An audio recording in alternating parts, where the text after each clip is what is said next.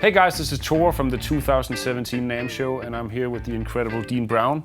And we've been messing a little bit with the Sub and Up Octaver pedal. Yeah, and you know, that's a pedal that's on my board already, and I use it a lot, and now we're discovering some new things about it that I think are going to be very valuable for some people that already have the pedal, you know? And you're actually, you're using it in the standard polyphonic mode. That's right. I prefer that because, you have an opportunity to play double stops or chords, and even when they're low, they still are pretty, they still hold pretty well. The better the amp, of course, the better, the better the reaction. Yeah, of course, And you were talking about it, you actually have a couple of different ways of using the pedal, but the main way you use it is with your the little duo you have, right? Right. Well, no, actually, that's correct. In other words, like if I'm playing with an organ trio or something like that, organ, guitar, and drums, then the organists will either play like synth bass, or they'll play bass pedals or something while I'm soloing. Right? What happens when he solos? I just supposed to stand there, you know what I mean, and watch. Go like thin little. Bloop, bloop, bloop, But the thing is that now with a nice octaver like this, I get the opportunity to make to sort of play bass. Without actually having to switch to or have a bass on a stand or something like that. And it really is pretty believable. You know what I mean?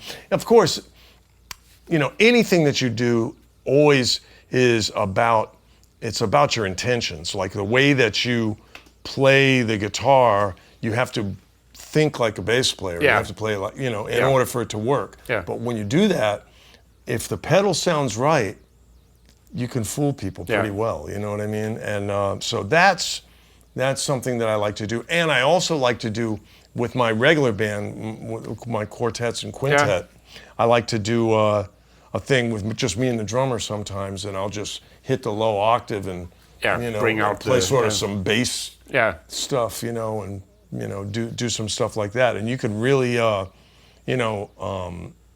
it's just nice. It's nice for me as a guitar player to live in that world a little bit, If I was just going to play bass, the thing is that, you could play with a pick, but then that really sounds to me like a guitar with an octaver on it. But if you play with your thumb, sort of like a la Wes Montgomery or something like that, then all of a sudden it takes on much more care, because you're not getting too much of the bright frequencies from the pick and from the guitar and from the pickups. And it's also more how a lot of bass players would actually play. A lot of bass players play with their, play the muted style to try to sound more like acoustic bass players. You know what I mean? But see now, Yeah.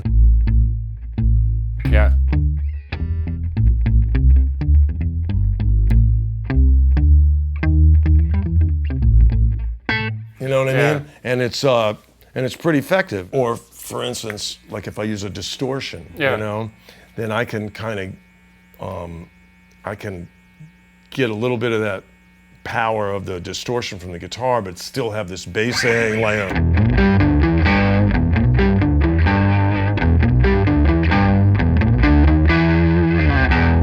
You know what I mean? And again, we just talked about distortion is kind of a function of the amp. It's all kind of a Rubik's cube, you know what I mean, of the amp. And but the thing is that if I'm playing just a bass line like a,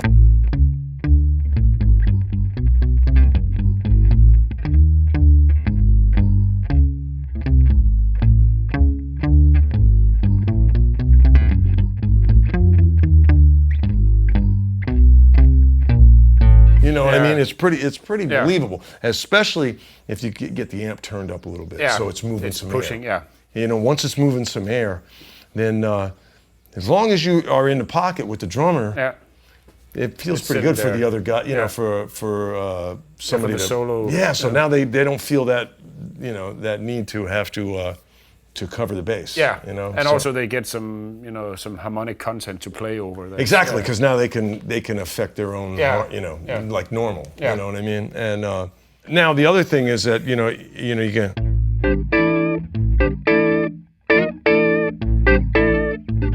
You know, so well, like.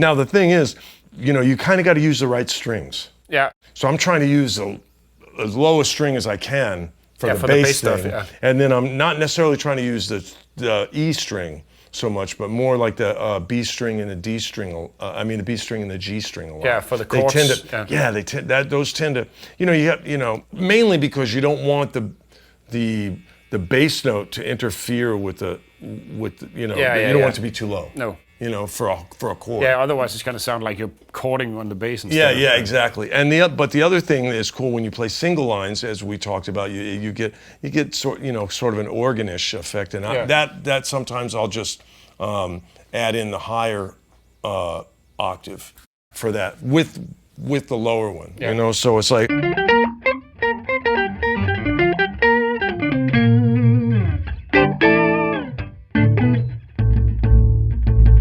You know, you can still get away with it, you know? Yeah.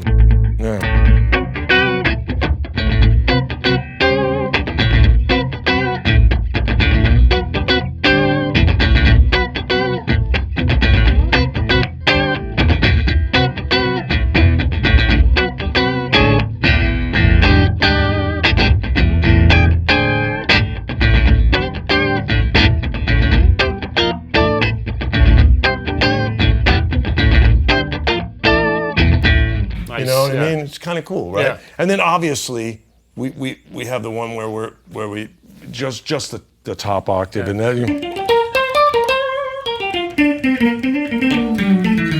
And I don't use that one as much because I like low more than high. Yeah. You know what I mean? You know.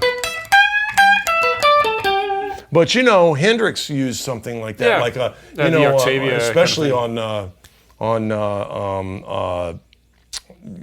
on Purple Haze. Yeah. Right? You know, so this will do that too. Yeah. You know what I mean? Obviously we need to crank up a lot, you know, and do a lot of different things. But you can do it. Yeah. You know, you can do it. But then you and I were messing around, and when we came up with an idea that I think is brilliant, you know, for a tone print. Yeah. So maybe we should talk about that. Yeah, I think, the idea was basically, you know, you were talking about getting these Leslie type tones, and I mentioned to you that because we have modulation in the pedal, that we can also get this type of, you know, more of a swirly kind of sound with the octaves, which gives you a little bit more of that fake kind of Leslie type sound. And then we talked about the fact that, you know, typically you'd have to do that, you'd have to change the toggle switch and, you know, do all sorts of stuff, and which might not always be easy. So because you're not using the 2 octaves down. Yeah, well, I might use the 2 octaves down, but I don't need it that often. No. And so. Yeah, so basically we changed this knob to be able to control the mix of the modulation. Right, which So basically you can dial in the amount of swirliness you want from that totally clean kind of bass line you played to begin with. Right. And then over to get this. Which in other words, so nothing's changed except for we're just adding some modulation or vibrato if you want. You know what I mean? To the or tremolo, I don't know what you'd call it, but to the thing, and it's very effective and really cool. So and you still can do the lower octave or the higher octave, whichever one you want. You know, it's your option too as a player to turn the original signal off. Yeah. That's not where I'm living, but I think that some guys, you know, that it's kind of interesting because it gives you sort of a synth kind of thing. Exactly. Oh, and if you put modulation on it, it gets you further away from the guitar, you know. So that's all good, you know. So there's a lot of variance in our little tone print if we just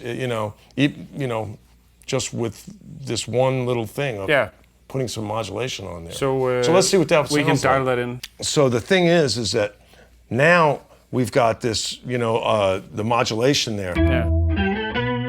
And I kind of like that, you know, but obviously you could have it more or less, you know, but, and then you can choose how much of the lower octave or the higher octave or the original signal you want, you know. You have your choices. You can turn the, you know, you can turn the original signal or, you know, or the unoctaved signal completely off, and now you get kind of an organ, you know, like if you had playing an organ, you're at, you know, oh yeah.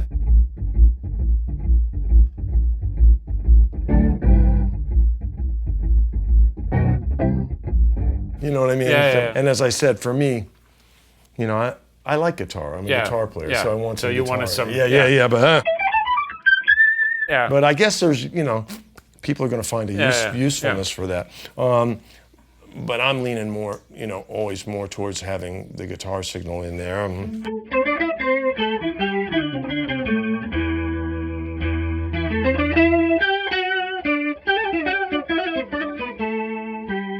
It's still pretty, right? You know, of course, you can turn the modulation off. You know what I mean? And that's get back to like the basic. Get back to the basic thing, and let's do that because I want to. So just like that. So, and one thing that we kind of discovered. Yeah, that was cool.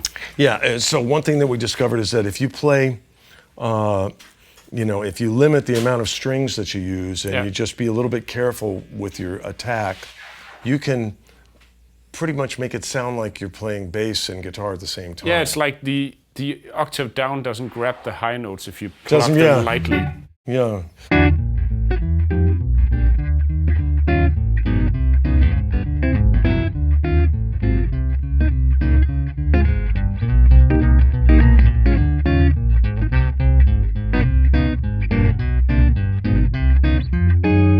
You know what I mean? That's cool. Pretty cool, right? You know, so that you can, and like I said, if you're a little bit careful about how you attack the high strings and don't use too many strings, you know, don't try to play, you know, too much on the D string, for instance, you know, a little bit. Too low, but a little bit, but see, that's starting to sound like bass. But you say, then you get the bass separated and the, you know what I mean? And then it's pretty cool. So it's a bit of a guitar technical thing at that point, you know. Because it's actually the same setting that you use for the regular. It's just the same setting, but like I say, I think we discovered that just a sort of a happy accident that you can really get away with playing chords and bass, and it doesn't sound too woofy. You know. So an awesome pedal. Another one of the, you know, and again, this is, you know. This and I have of course two mini flashbacks on my board with my TonePrint on it, you know, and so I'm, you know, and I've got a you know, a mini tuner on there as well, so it's like, you know, it's like a pretty TC'd out. Well, it's pretty TC'd out. We like that. So thanks so much for dropping by and doing this, and actually also showing me. I learned some things about this that I didn't know. Well, me really too. Cool. I just found that out, you know, and I have a couple of things, but yeah, I'm looking forward to you sending me my TonePrint so I can put it in. I will do that. Thanks so much, Steve. All right. Good to see you. Yeah, you too.